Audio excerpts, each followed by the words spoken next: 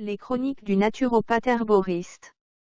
Un instant nature pour découvrir une plante, une intuition ou un savoir simple qui relie au bien-être. Aujourd'hui, le cachou. L'acacia catechu, appelé cachou, acacia noire, kata ou kuchtri, appartient à la famille des fabacées, dans la sous-famille des mimosoidées. C'est un arbre vivace originaire de l'Inde, du Pakistan, du Népal et de l'Asie du Sud, où il pousse dans les forêts sèches subtropicales. Il fleurit entre février et avril. L'arbre mesure généralement de 6 à 15 mètres de haut. Il est épineux, très résineux, et reconnaissable à ses feuilles bipennées formées d'une multitude de petites folioles. Ses fleurs, petites et crème jaune, apparaissent en épis cylindriques. Son bois, surtout son cœur sombre et rouge-brun, est extrêmement riche en tanins. De ce bois, ainsi que de l'écorce intérieure, on extrait une résine solide brun-noir, le cachou, l'un des extraits végétaux les plus astringentes connus. Son goût est intensément tannique et sa puissance demande une utilisation prudente.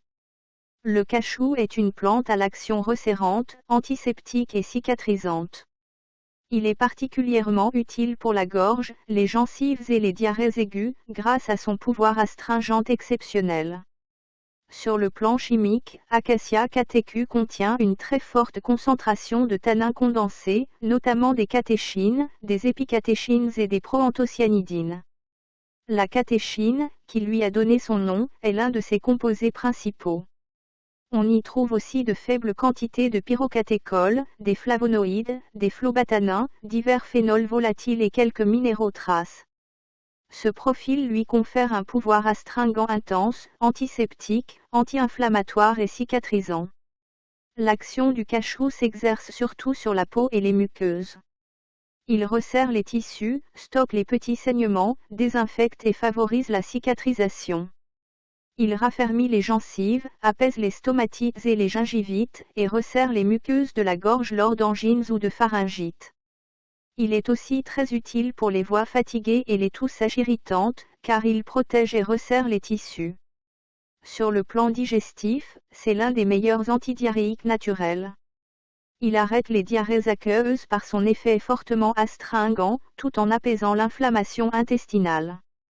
Il peut être utile dans les colites aiguës, mais seulement en cure brève à cause de sa puissance tannique. Pour le système urinaire, son action est plus légère, mais il peut réduire les irritations et exercer un antiseptique doux. En usage cutané, le cachou resserre les suintements, aide dans certains eczémas humides et peut être appliqué sur les plaies mineures, sous forme de poudre ou de décoction. Les traditions l'emploient depuis des siècles. En Ayurveda, sous le nom de Kadira, il est considéré comme un purificateur du sang et un remède des muqueuses, indiqué pour la peau, les gencives, la diarrhée et les inflammations de la gorge. Dans la médecine unani, il sert de tonique des gencives. En Inde, on le retrouve dans le pahan, le bétel mâché, pour son goût tannique et ses propriétés antiseptiques. Des cataplasmes de cachou étaient appliqués sur les plaies humides et les dermatoses suppurantes. Les données modernes confirment largement ces usages. Les tanins condensés ont démontré une activité antibactérienne et anti-inflammatoire. La catéchine possède des effets antioxydants marqués. Le cachou montre une efficacité notable dans les gingivites, les diarrhées infectieuses légères et les inflammations de la gorge. La tolérance est bonne, tant en usage externe qu'en usage interne de courte durée. Les formes d'utilisation sont variées. En infusion, une petite quantité d'écorce ou de bois donne une boisson astringente utile pour les diarrhées légères et les irritations de la gorge. La décoction est la forme classique et la plus efficace, notamment pour les diarrhées aiguës. En bain de bouche ou en gargarisme, une décoction concentrée apaise les gingivites, les aphtes et les pharyngites. On peut aussi sucer de très petits fragments de cachou pour soulager la gorge et la voix, en étant conscient de sa grande astringence. La teinture s'utilise à faible dose, diluée dans un peu d'eau, et la poudre d'écorce peut être prise en usage bref pour les muqueuses fragiles ou les diarrhées. Les dosages courants vont d'1 à 2 tasses d'infusion par jour, ou un bol de décoction pendant 3 à 5 jours maximum. Un petit fragment de cachou peut être pris ponctuellement, tandis que la teinture se dose entre 1 et 2 ml 1 à 2 fois par jour. Chez l'enfant, on utilise seulement des gargarismes dilués, jamais d'ingestion forte. Le cachou se combine bien avec d'autres plantes astringentes ou protectrices. Pour la gorge et la pharyngite, il s'associe à la mauve, à la guimauve ou à une faible dose de réglisse, pour allier astringence et mucilage protecteur.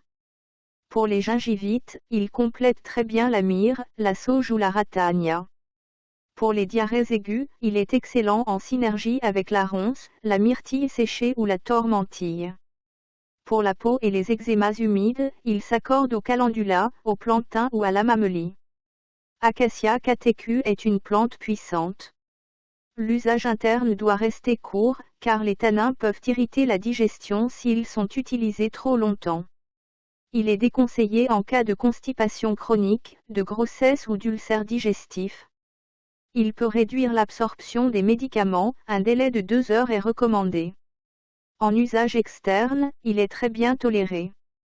Chez les personnes diabétiques, il faut éviter les pâtes de cachou sucrées utilisées dans le pain. Aucune interaction majeure n'est connue, mais il faut rester prudent avec les substances très riches en tanins. Historiquement, le cachou est utilisé depuis des siècles en Asie pour soigner la gorge, les gencives, les diarrhées et pour teinter les tissus. Il figure dans les pharmacopées européennes anciennes sous le nom de catechu. Dans de nombreuses traditions, il est considéré comme une plante resserrante, purifiante et cicatrisante. Il demeure encore aujourd'hui l'un des astringents naturels les plus puissants du règne végétal.